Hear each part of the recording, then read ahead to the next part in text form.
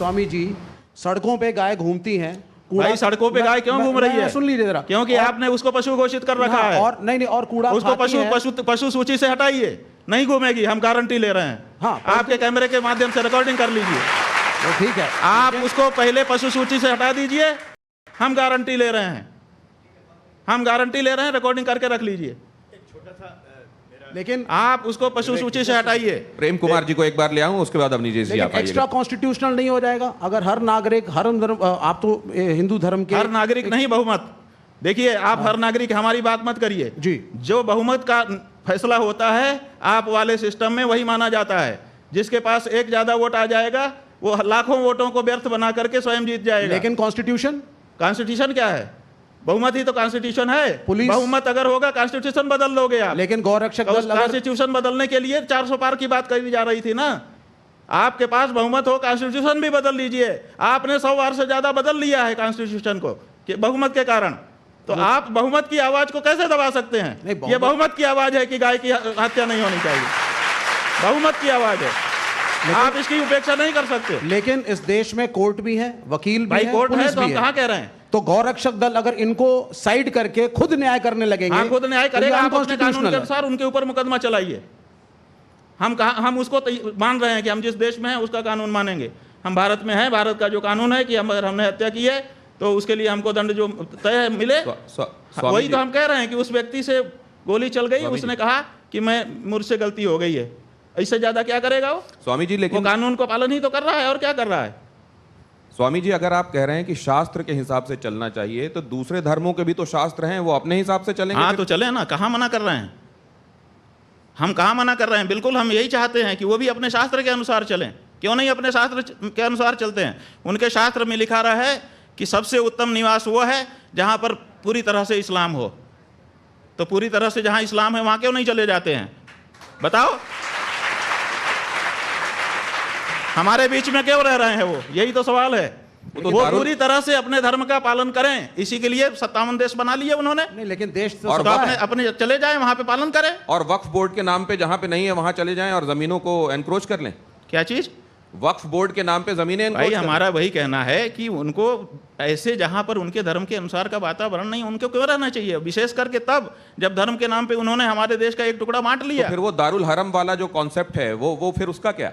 वही हम कह रहे हैं कि उनको अपने धर्म के अनुसार रहने की छूट है, लेकिन वो अपने वातावरण में जाके करे। वो हमारे वातावरण में हमको रहने दे। प्रेम कुमार जी को लाता हूं मैं इसमें। प्रेम कुमार जी, शंकराचार्य जी ने कई हेडलाइंस दिए हैं आज की बातचीत में। गो हत्या क्या है? गो हत्या पर आप कह रहे हैं बलि देना, किसी को मांस के हिसाब से, खाने के हिसाब से पशु की हत्या करना, गाय की हत्या करना, गाय के संदर्भ में गो हत्या, सिर्फ यही गो हत्या है क्या? भूखे गौशालाओं में मरती हुई गायें ये गो हत्या नहीं है? इसके लिए कभी आपने कोई आवाज़ नहीं? क्यों गाय गौशालाएं में गायों की हत्या, मौत, वो हत्या मैं मानता हूँ, लेकिन वो गो हत्या नहीं है क्या? उस पर भी तो कोई दृष्टि होनी चाहिए। मैं एक और सवाल रखता हूँ, मेरी आवाज़ में थोड़ी तलखी आ रही है, मैं क्षमा मांगता हूँ, लेकिन और भी बात आ रही है। नहीं, जैसे आपके मन में भाव है वैसे ही व्यक्त करिए, हम इसका स्वागत करते हैं। ठीक है मैं धन्यवाद। एक साथ साथ और भी बातें हैं भाई। कश्मीर में पंडित विस्थापित हुए ना, कितने लोगों को बसाया गया, कितने पंडितों को बसाया गया, और इसके लिए किया क्या? एक हिंदू धर्म के शंकराचार्य के नाते हिंदू पंडितों को वहाँ बसाने में क्या किया गया? आपका क्या योगदान रहा? सरकार को जवाबदेह बनाने के लिए आपने क्या किया? ये तो सवाल हम आपके सामने रखते हैं। सबसे ज़्यादा गायें कौन पाल रहा है? हमारी गौशालाएं पाल रही हैं। हमको इस बात का गर्व है। और आप ये मत कहिए कि व्यक्तिगत मेरे नाम से कितनी संपत्ति है, वही संपत्ति मेरी है। हिंदू धर्म का जहाँ जहाँ जो कुछ भी अवस्थापन है वो सब हमारा है, शंकराचार्य होने के नाते। जितनी गौशालाएं हैं वो सब हमारी हैं, और हम वहाँ पर गौओं की रक्षा कर रहे हैं। जो गौएं मरी हैं, जिसकी रिपोर्टिंग आपके पत्रकारों ने की है, 99% वो गौशालाएं हैं जिनमें सरकारी अनुदान आ रहा है। उन गौशालाओं में गाय की हालत खराब हुई जब आपने कहा कि हम इस गौशाला में अनुदान करेंगे। अनुदान का जो पैसा है वो भ्रष्टाचार की भेंट चढ़ गया और गाय मर गई। आप निकाल लीजिए, सारी रिपोर्टिंग निकाल लीजिए। कौन दोषी है आपके हिसाब से और कौन ज्यादा दोषी? हम ये कह रहे हैं कि आप हमसे ये पूछ रहे हैं कि नाग अच्छा कि सांप अच्छा, बताइए। आप ऐसा फंसा रहे हैं कि किसी का भी नाम ले दें और हमको काट ले। ये दोनों तरफ हम कह रहे हैं ना, 78 साल से ये पीड़ा हमारी किसी ने वो कह रहे हैं कि नाग अच्छा या सांप अच्छा पूछने के पीछे एक कारण है। अब निजेश जी क्या कारण है वो? हाँ, क्या कारण? अभी आप सर्वाधिक प्रतिष्ठित पद पर हैं आप, लेकिन संन्यास धर्म करने से पहले, स्वीकार करने से पहले आपका एक पार्टी से संबंध रहा, तो शायद नहीं, ये भी हमारा किसी पार्टी से कोई संबंध नहीं रहा। शायद आपने छात्र संघ का चुनाव, हाँ वो ठीक है, वो छात्र संघ का चुनाव लड़ा आपने संपूर्ण संस्कृत विश्वविद्यालय में, एक पार्टी से मतलब एक पार्टी की छात्र इकाई के उससे टिकट से लड़ा था। तो ये एक कारण है।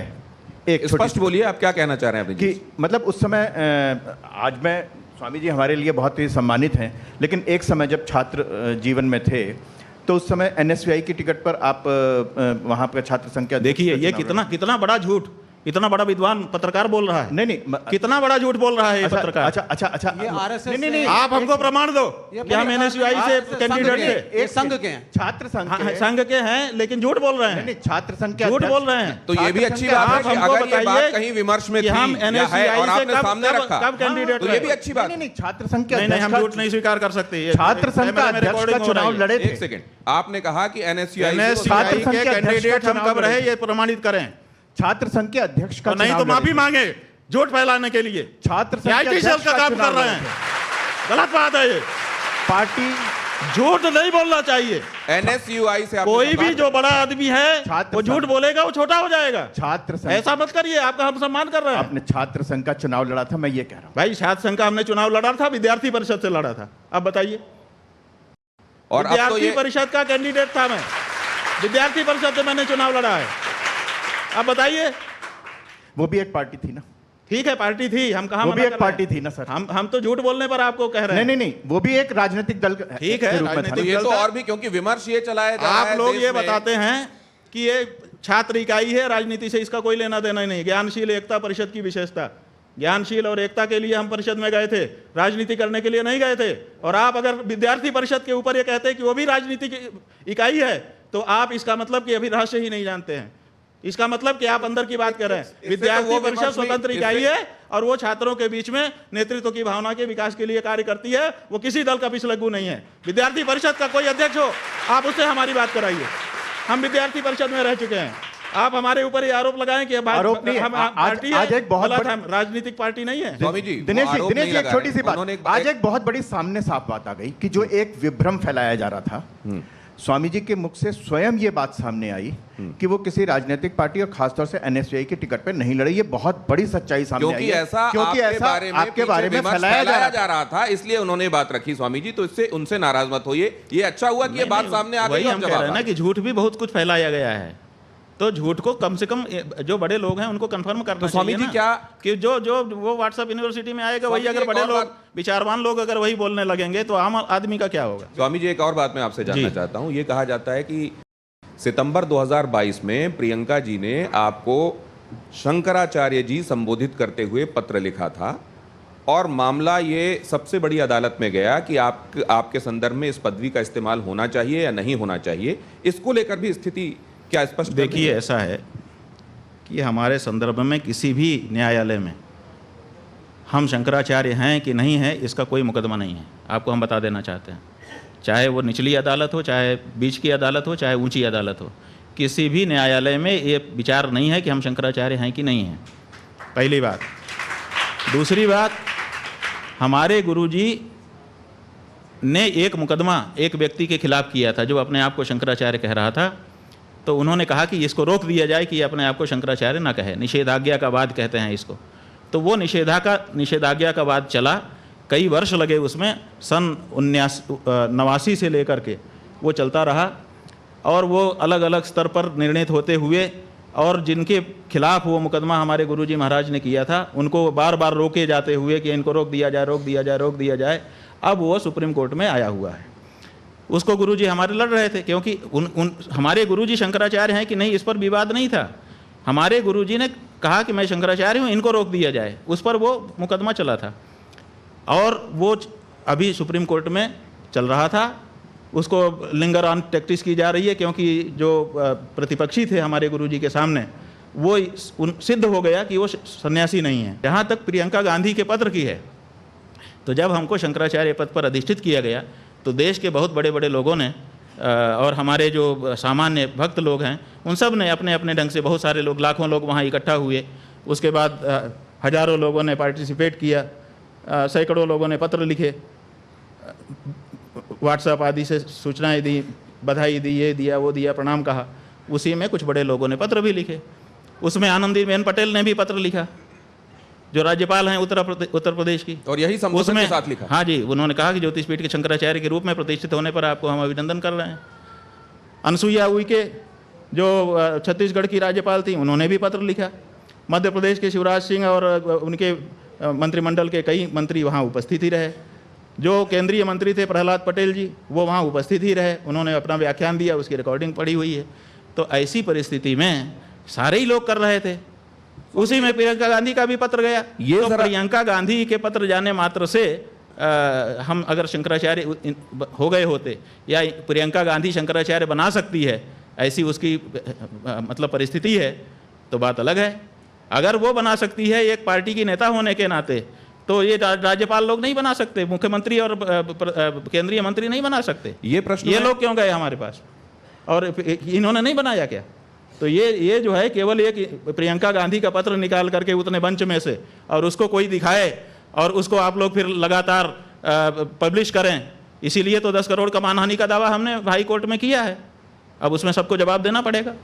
तो ये जो लोग हैं जो आप जानबूझ करके, जब कई पत्र हैं तो एक ही पत्र को क्यों दिखाया जा रहा है और उसी पत्र को क्यों हाईलाइट किया जा रहा है? क्या ये आपके गुरु भाई हैं जिन्होंने ये बात कही? जरा इसको देखेंगे और बताएंगे क्या कि क्या ये सच में आपके गुरु भाई हैं और ये जो बातें कह रहे हैं उसमें तथ्य है या नहीं? दिखाएंगे क्या प्लीज आप? अरे अमुक्तेश्वरांध्रों के लोगों को मार रही है, किडनैप कर रही है, राम भगवान की प्रतिष्ठा के ऊपर आपत्ति उठा देते हैं, सन्यासी बनकर शादियों में चले जाता है, झूठ बोल देते हैं। केदारनाथ जी का 228 गोल्ड क्या गायब हो गया। अरे भाई अमुक्तेश्वरांध्र को पीतल क्या होता है, सोना क्या होता है, ये भी पता नहीं, क्योंकि ये भी एक डुप्लीकेट है ना। उसमें आएंगे, उसमें चिट्ठा खोलेंगे। अभी असली चिट्ठा खोला तो बहुत समस्या हो जाएगा। देखिए, हाँ ठीक है, ये देखिए हमारे गुरुजी ने लाखों लोगों को दीक्षा दी अपने जीवन काल में, क्योंकि उनका जीवन काल बहुत लंबा रहा।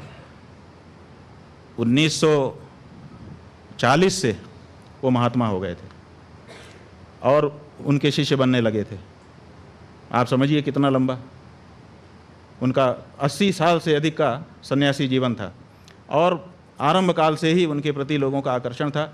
लाखों लोगों को उन्होंने दीक्षित किया। कौन उनका शिष्य है, कौन शिष्य नहीं है, वो अलग बात है।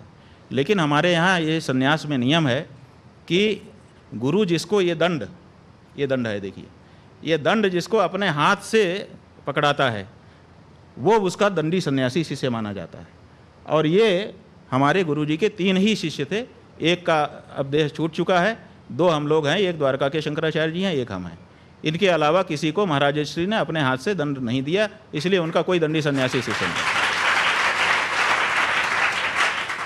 तो ये व्यक्ति जो है गुरुजी का दंडी सन्यासी शिष्य नहीं है, एक बात। दूसरे वो कह रहा है कि ये लोगों को मार रहे हैं। आप बताइए, मार रहे हैं तो कभी तो कोई रिपोर्ट करता? आप लोग पत्रकार हैं, कहीं तो आता कि भाई इन्होंने हत्या कर दी, कहीं किसी थाने में तो दर्ज होता हमारे खिलाफ कि इन्होंने हत्या की है, वो नहीं दिखा रहा है। फिर कह रहा है ये किडनैप कर रहे हैं लोगों को, किडनैपिंग का कोई केस हमारे खिलाफ अभी तक उसने दिखाया नहीं। फिर वो कह रहा है कि सोने पीतल का इनको भेद नहीं है। और फिर उसी वक्तव्य में, अभी जो आपने नहीं दिखाया, हमको दिखाया गया है, उसी में कह रहा है कि इन्होंने सोना गायब कर दिया। आपने सोना गायब कर दिया? हाँ, माने मठ का सोना गायब कर दिया। तो अगर हमको सोना पीतल का भेद नहीं पता था तो हमने पीतल क्यों गायब नहीं किया, सोना ही क्यों गायब किया? नहीं माने खुद की बात पे स्थिर नहीं रह पा रहा है वो। और फिर वो कहता है कि 228 किलो सोने की बात करते हैं। हमने अकेले ने थोड़े की है, उसमें तो पूरा मीडिया, 50 मीडिया घराने शामिल हैं जिन्होंने 230 किलो सोने की, 228 किलो सोने की बात की है। अकेले हम हो तो हम उसके बारे में तो बात क्या कर इस लें। 228 किलो सोने को लेके आप लोगों की तरफ से कोई एफआईआर दर्ज कराई गई है? देखिए, बात यह है कि 228 किलो सोने के बारे में हमने अकेले नहीं कहा है। सब मीडिया ने 1 महीने तक इस स्टोरी चलाई है, और जो कमेटी है, कमेटी ने उसको विज्ञप्तियां जारी की हैं, कमेटी ने वक्तव्य जारी किए हैं, और वीडियो आया है, फोटो आए हैं। वहाँ पर 6 महीने के लिए विशेष सुरक्षा की गई है सोने की। ये सब ऑन रिकॉर्ड है। क्या एफआईआर करें आप बताओ? हमारा ही मंदिर है भाई, शंकराचार्य के रूप में हमारा मंदिर है बद्रीनाथ केदारनाथ। शंकराचार्य जी ने उसका उद्धार किया है, और हमारी ही कमेटी है। हम किसके खिलाफ एफआईआर करें? आप बताइए। हमने जो हमको कहना था कहा, और साफ साफ कहा। और हमने क्या कहा? हमने किसी चोर नहीं कहा। हमने कहा भाई ये बातें बहुत ज़्यादा उठ रही हैं, इस पर जांच करा लेना चाहिए। तो जांच नहीं करा रहे हैं। और वो जो मंत्री जी हैं उन्होंने आकर के कहा हम तो मुकदमा तैयार कर दिए थे, क्योंकि हमको जो कमेटी के अध्यक्ष हैं बद्रीनाथ केदारनाथ मंदिर समिति के, उन्होंने एक वक्तव्य के माध्यम से हमको कहा कि हम उनसे अनुरोध भी कर रहे हैं और चुनौती भी कर रहे हैं। तो आप बताइए, 2 शब्द कहा उन्होंने कि एक हम अनुरोध कर रहे हैं और चुनौती भी दे रहे हैं कि वो अगर उनके पास कोई प्रमाण है तो न्यायालय में जाएं। तो हमने सोचा कि भाई अब इसमें से कौन सा शब्द पकड़ें, तो हमने अनुरोध वाला पकड़ा कि उन्होंने अनुरोध किया है, चुनौती तो उनकी क्या हम स्वीकार करें, कोई विद्वान होता तो स्वीकार कर दे। तो हमने अनुरोध वाला पकड़ा और हमने मुकदमा तैयार कर दिया। हमारे वकील मुकदमा करने ही जा रहे थे, तब तक वहाँ केदारनाथ में आपदा आ गई। बहुत सारे लोग परेशान होने लगे, तो हम लोग उसमें मन लगाए, और फिर हमारे वकीलों ने भी कहा कि ऐसी परिस्थिति में अपने लोग जाएंगे अच्छा नहीं लगेगा। फिर अभी जब वो बात शांत हुई, फिर से यात्रा शुरू हो गई, तो फिर हमने वकील को कहा कि भाई अब डाल दिया जाए। तो उन्होंने कहा कि जो मंत्री जी हैं वो कह रहे हैं कि हमने जांच करा ली है, सरकार के पास हमारी जांच पड़ी हुई है, हम उसको सार्वजनिक करेंगे। तो अब हम प्रतीक्षा कर रहे हैं कि वो अपने जांच की रिपोर्ट सार्वजनिक करें, उसका अध्ययन करके तब हम करेंगे, जो कुछ करना होगा हम करेंगे। कि इस मानहानि वाले संदर्भ में कोर्ट का रिमार्क जो ये आया कि साधु संत तो मान अपमान से सम्मान निरादर आदर ही, सब संत सुखी विचरंत मही वाला जो भाव था, उसको आपने कैसे देखा? वो कहते हैं कि साधु संतों का क्या मान क्या अपमान। तो सवाल ये है कि जो लोग कानून बना रहे थे मानहानि के, क्या वो लोग आपसे कम जानकार थे कानून के? उसी समय क्यों उसी में एक क्लाज नहीं जोड़ दिया गया कि साधु संतों के लिए ये कानून लागू नहीं होगा, क्योंकि वो तो मान अपमान से परे हैं। एक सन्यासी अपने मान अपमान से ऊपर है, हमारा पीठ मान अपमान से ऊपर नहीं है। हमारे पीठ की गरिमा की रक्षा वो हमारा कर्तव्य है, और किसी भी हिंदू का कर्तव्य है। तो हम जो मानहानि के मुकदमे में गए हैं, अपने पीठ के सम्मान के लिए गए हैं, हम इसके लिए नहीं गए हैं कि हमारा मान अपमान। हम तो ऊपर हैं और आगे भी रहेंगे, लेकिन जिस पीठ पर हम हैं वो हमसे तादाद में संबंध उसका बन गया है। पीठ और हम अब 2 अलग अलग नहीं हैं, इसलिए हमारे में पीठ का अक्स आता है। हम जब जाते हैं तो लोग कहते हैं, ये नहीं कहते हैं कि अभी मुक्तेश्वरानंद आया है, 1-2% कहते होंगे, अधिकतर लोग कहते हैं शंकराचार्य आया। तो इसका मतलब कि पीठ से हमको जोड़ करके देखते हैं। तो पीठ के महात्म्य की रक्षा करना, उसकी महिमा गरिमा की रक्षा करना जो पूर्व आचार्यों ने की है, वो हमारा कर्तव्य है, और उसके लिए हम गए हैं। ये बात न्यायाधीश महोदय को समझनी पड़ेगी, और ऐसी टिप्पणियों से बचना होगा। हम उनसे अनुरोध करना चाहेंगे आपके माध्यम से कि उनको जो टिप्पणी करना हो हम बिल्कुल रोक नहीं लगाएंगे, लेकिन वो सब लिख दें, लिखित में दें, ताकि हम उसके लिए जवाब कर सकें। ऐसी टिप्पणी ना करें कि अखबार में छपवा दें और उसके बाद बात खत्म हो जाए। तो अब इस चर्चा के आखिरी चरण की तरफ मैं बढ़ रहा हूं, लेकिन एक सवाल ये कि सनातन धर्म के जो मानने वाले लोग हैं, वो जब ये देखते हैं कि आप प्रधानमंत्री नरेंद्र मोदी को आशीर्वाद देते हैं, तो बहुत सारे लोग उसमें प्रसन्न होते हैं। लेकिन फिर वो ये भी देखते हैं कि उद्धव ठाकरे जो बड़ी दूर तक भारतीय जनता पार्टी के साथ हिंदुत्व का ही झंडा लेकर चलते रहे, आज वो तुष्टीकरण वाले खेमे में खड़े हुए हैं, लेकिन आपका आशीर्वाद उनको भी मिल जाता है। तो इसमें वो कन्फ्यूजन होता है कि असल में स्वामी जी सनातन का झंडा पकड़ के चलने वाला मानते किसको हैं? देखिए, बात यह है कि ये जो आपका सवाल है, प्रश्न है, इसी में जवाब छिपा हुआ है कि कुछ लोग ये चाहते हैं कि एक मामले में हमारी मोनोपोली हो। मोनोपोली क्यों देखते हैं आप? दोनों हिंदू पार्टी है, दोनों को हमारा आशीर्वाद है। शिवसेना भी तो हिंदू पार्टी है, तो आप एक को ख़त्म करके मोनोपोली क्यों करना चाहते हो? वो भी हिंदू है, उनको भी हम आशीर्वाद दे रहे हैं ताकि वो भी बढ़ें, आप भी बढ़ें। तो क्या आप ये मानते हैं कि कांग्रेस ने तुष्टीकरण किया या नहीं किया? आप इसको कैसे देखते हैं? भाई, हम इसके निर्णायक नहीं हैं, इसके निर्णायक जनता है, और जनता आगे भी निर्णय करती रहेगी। लोगों का काम है अपने अपने ढंग से अपनी अपनी करनी को दिखाएं, जनता निर्णय करती है। हम कौन होते हैं कि किसी के बारे में कहने वाले।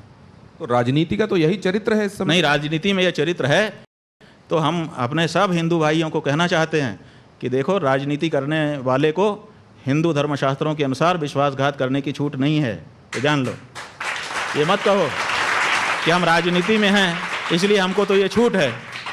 विश्वासघात तो फिर भी पाप ही होता है, दोषी होता है, इसलिए वो उसकी प्रिविलेज नहीं ले सकते आप। तो अगर कोई एक व्यक्ति किसी एक पार्टी में नेता है और उसको ये लग रहा है कि पार्टी अब सिद्धांतों के अनुरूप नहीं, अरे तो 5 साल प्रतीक्षा करो ना, फिर नए चुनाव में नई पार्टी में जाकर के लड़ लो।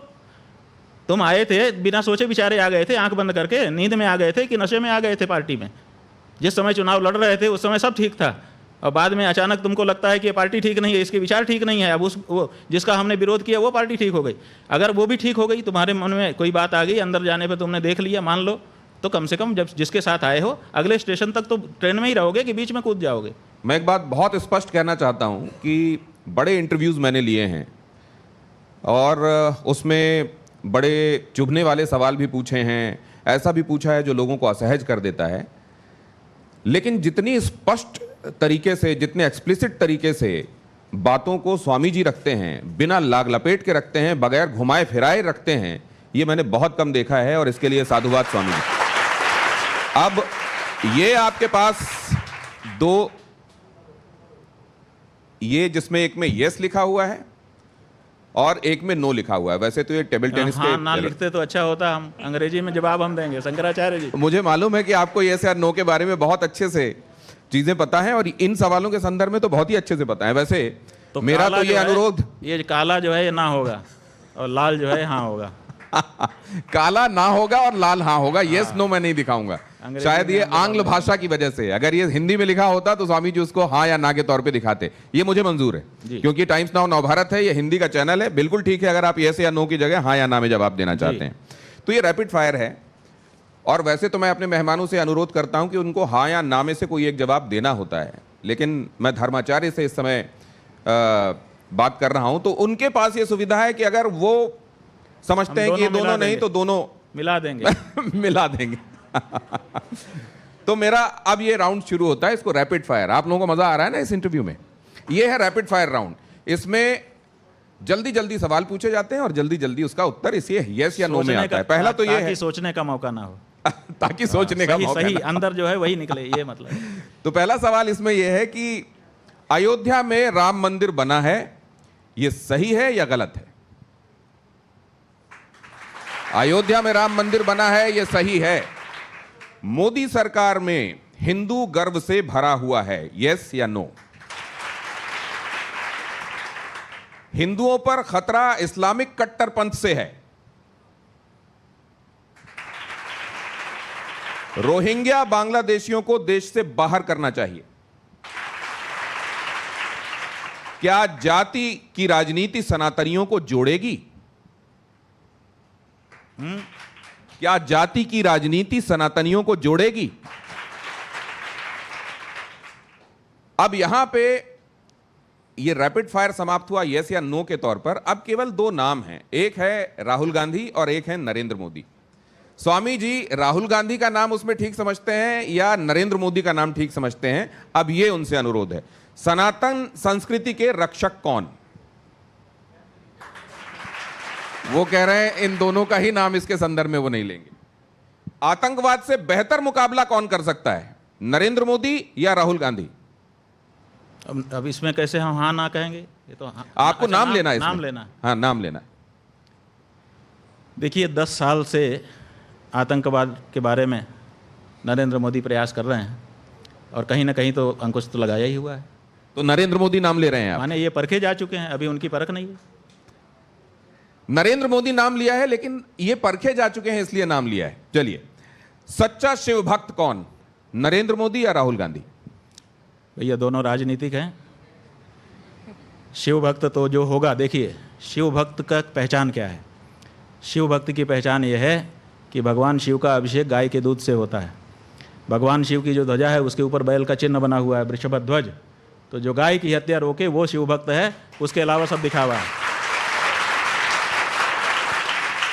राष्ट्र, अर्थ और धर्म के लिए किसकी नीति ज्यादा कारगर है, राहुल गांधी या नरेंद्र मोदी?